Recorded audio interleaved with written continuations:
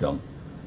ఇప్పుడు ఇంకొక పక్కన మనకు వచ్చినటువంటి పెద్ద ఛాలెంజ్ ఏంటంటే మనం దగ్గర ఒక 6,000, 7,000, 8,000 క్యూసెక్స్ లేకుంటే కంటిన్యూ చేస్తున్నాం పని. ఇంకా బండ్ పెంచి 10-15,000 క్యూసెక్స్ ఆఫ్ వాటర్ కృష్ణా రివర్కి పోవడానికి అది ఇంకా పని కొనసాగిస్తున్నాం.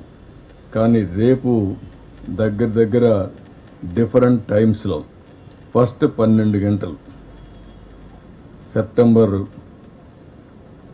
8వ తారీఖున ఈ రోజు నుంచి రేపు ఈవినింగ్ వరకు మనం చూస్తే ఫస్ట్ 12 గంటల్లో 0.68 టీఎంసీ వస్తుంది. సెకండ్ 12 గంటల్లో 0.46 వస్తుంది. నెక్స్ట్ 12 గంటల్లో 0.05 వస్తుంది. నెక్స్ట్ 12 గంటల్లో 0.021 వస్తుంది.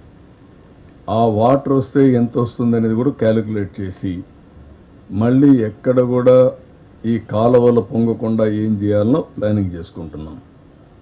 ఇప్పటి నుంచి దాన్ని కూడా ఫుల్గా శ్రద్ధ పెట్టి అదే టౌన్కి వస్తే రేపు 0.03 ఇప్పటి నుంచి 12 గంటల్లో వస్తుంది. 24 గంటల్లో 0.02 వస్తుంది.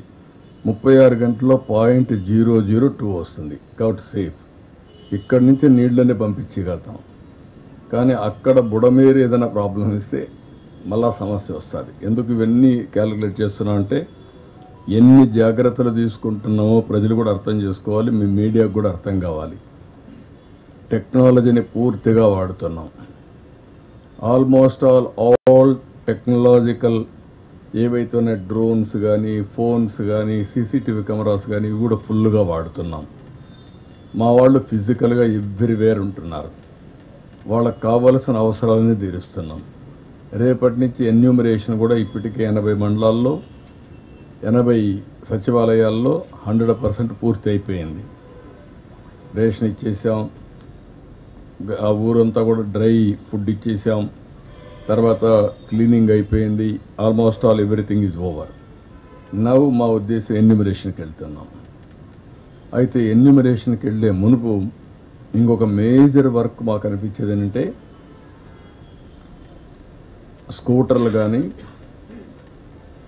మోటార్ బైక్స్ కానీ, ఆటోలు కానీ, కార్లు కానీ ఇన్సూరెన్స్ చేసినట్టు కొంత ఇన్సూరెన్స్ క్లెయిమ్ చేయించడం, ఇన్సూరెన్స్ కానట్టే కూడా చెడిపోవడం.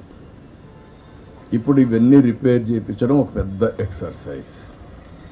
ఇది కాకుండా మొత్తం చాలామందికి ఎలక్ట్రానిక్ ఐటమ్స్ ఉన్నాయి ఇంట్లో.